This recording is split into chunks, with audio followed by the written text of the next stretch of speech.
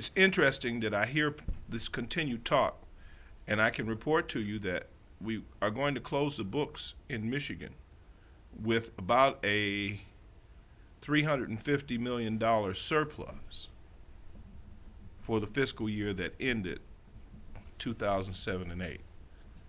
And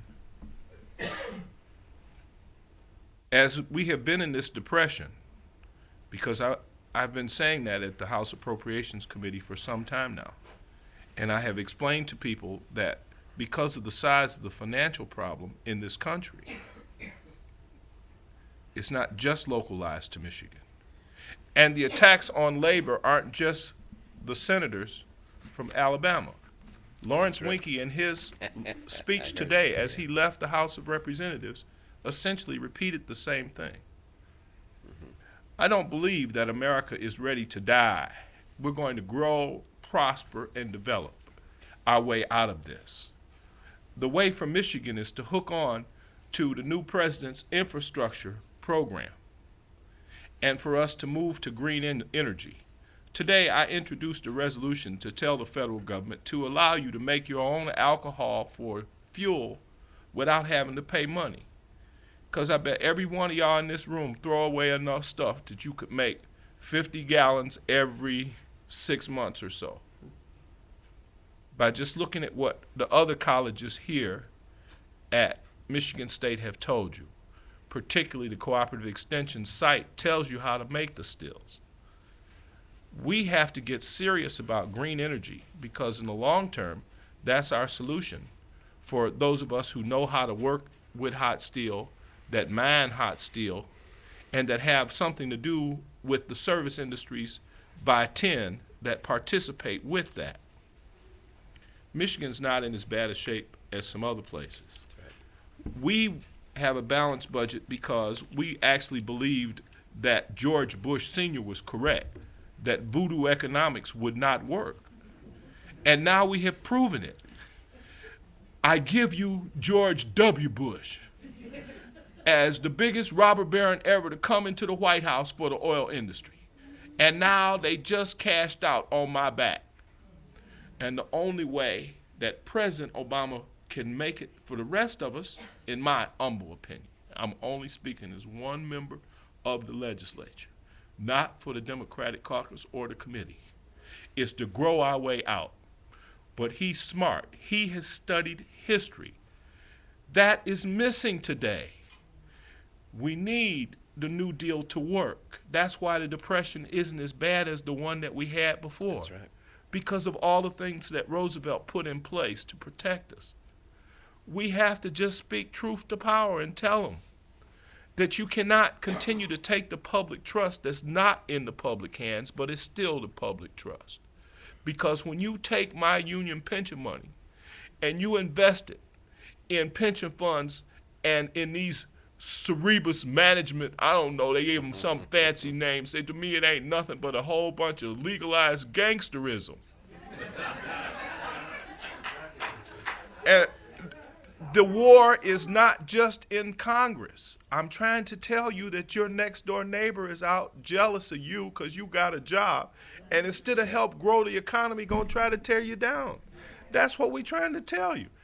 And that's as simple as I can put where we are in the Michigan legislature. I know where I'm getting ready to go concentrate on the Senate. I can't run for the House no more. Is that an announcement? And with that political announcement, we may.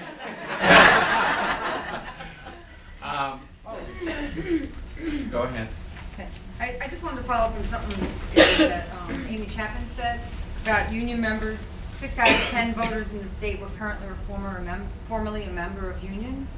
I thought that was a really good statement, and I think, how can we use something like that, and to poll people and say, hey, your dad, your grandmother, somebody, was in a union, and put it all back to history. People are so proud of their families. I mean, I'm the first union member in my family, but lots of people, how can we just rah-rah that? Sometimes the enemy is ourselves. Yes. I wrote a letter in response to Cal Thomas's column in the Lansing State Journal. That his column was, if you want to see the problems spelled UAW. And I wrote a response to that, and I got a call twice from a retired Oldsmobile worker here in Lansing who had discussed my letter and the column with the retirees group in Lansing.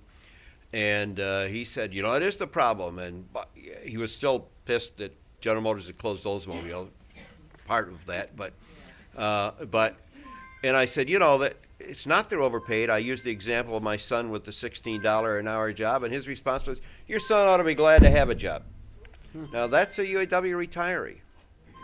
You know, sometimes the problem is within ourselves.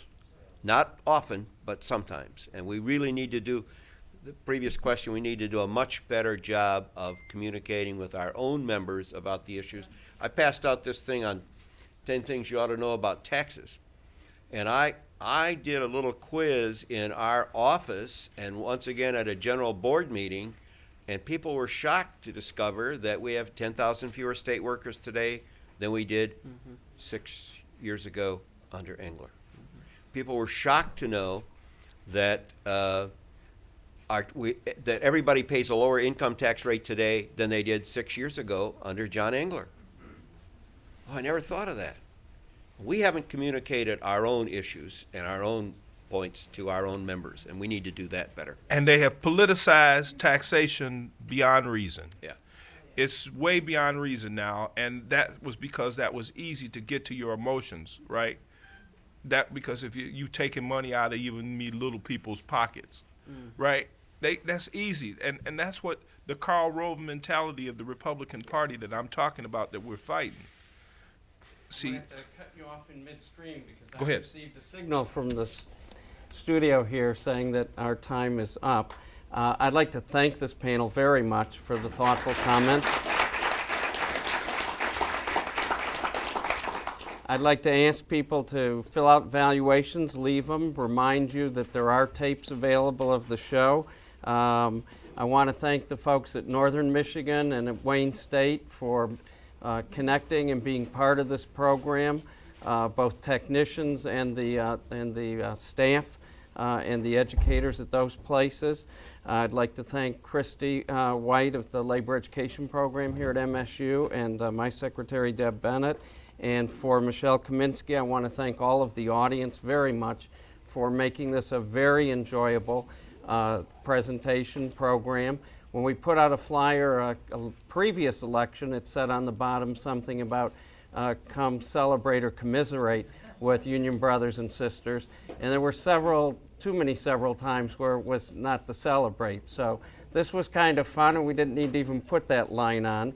But I want to thank everybody for participating. I think this was a very interesting program, and look forward to seeing you at future programs. Thank you.